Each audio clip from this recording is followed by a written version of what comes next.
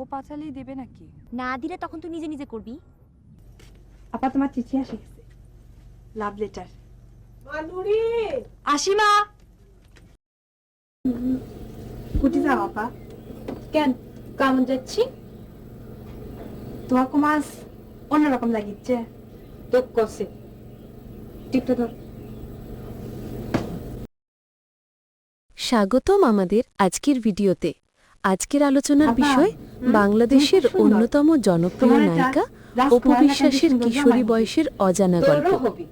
আমরা অনেকেই তাকে আমার চিনি হওয়ার অনেক দেরি আছে। ঢালিউডের সাফল্যমণ্ডিত চলচ্চিত্র খালি দিয়ে, বিয়া বিয়া করিস না কিন্তু তো? খুব কম মানুষই জানেন বড় পর্দায় আসার আগেই অপু বিশ্বাস ছোট পর্দায় অভিনয় করেছিলেন কয়েকটি নাটকে।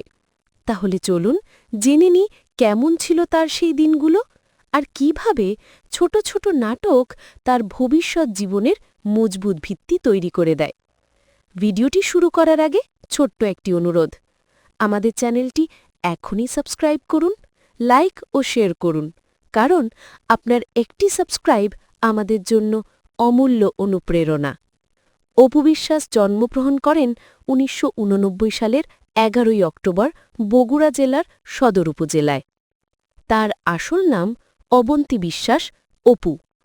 শৈশব থেকেই ছিলেন সাংস্কৃতিক কর্মকাণ্ডে ভীষণ আগ্রহী।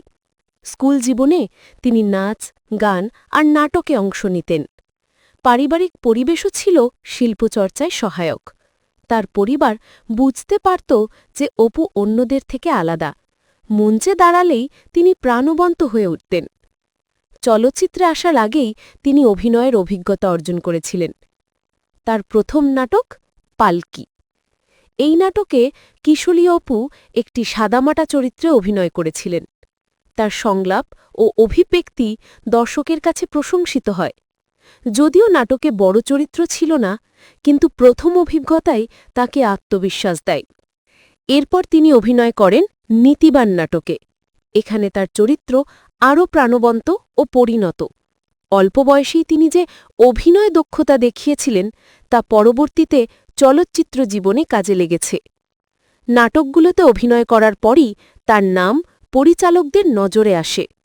অভিনয়ের প্রতি তার আগ্রহ, মুখের অভিব্যক্তি আর আত্মবিশ্বাস দেখে অনেকেই তাকে চলচ্চিত্রে সুযোগ দিতে আগ্রহী হন।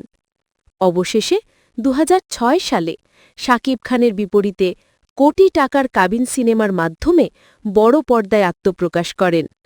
এরপর আর পেছনে ফিরে তাকাতে হয়নি। চলচ্চিত্রে তিনি হয়ে ওঠেন অন্যতম শীর্ষ নায়িকা। শৈশব ও কিশোর বয়সের নাটকীয় অভিজ্ঞতা তার ক্যারিয়ারে অনেক গুরুত্বপূর্ণ ভূমিকা রেখেছিল। ছোট চরিত্রে হলেও তিনি ক্যামেরার সামনে দাঁড়ানো আত্মবিশ্বাস অর্জন করেন। সংলাপ বলার ভঙ্গি, শরীরী ভাষা এবং দর্শকের সামনে স্বাচ্ছন্দ্য হওয়ার কৌশল ছোট পর্দায় শিখেছিলেন। আজ আমরা দেখলাম কিভাবে কিশোরী অপু বিশ্বাসের যাত্রা শুরু হয়েছিল নাটক পালকি আর নীতিবান দিয়ে। এই নাটকগুলো হয়তো খুব বড় প্রজেক্ট ছিল না, কিন্তু এখান থেকেই জন্ম নেয় তার তারকা খ্যাতির গল্প। আজ তিনি বাংলাদেশের চলচ্চিত্র ইতিহাসের অন্যতম জনপ্রিয় নায়িকা। যদি ভিডিওটি ভালো লেগে থাকে তাহলে অবশ্যই লাইক দিন, শেয়ার করুন এবং চ্যানেলটি সাবস্ক্রাইব করুন। নতুন ভিডিও নোটিফিকেশন পেতে বেল আইকন চাপতে ভুলবেন না। পরবর্তী ভিডিওতে আবার দেখা হবে। ধন্যবাদ।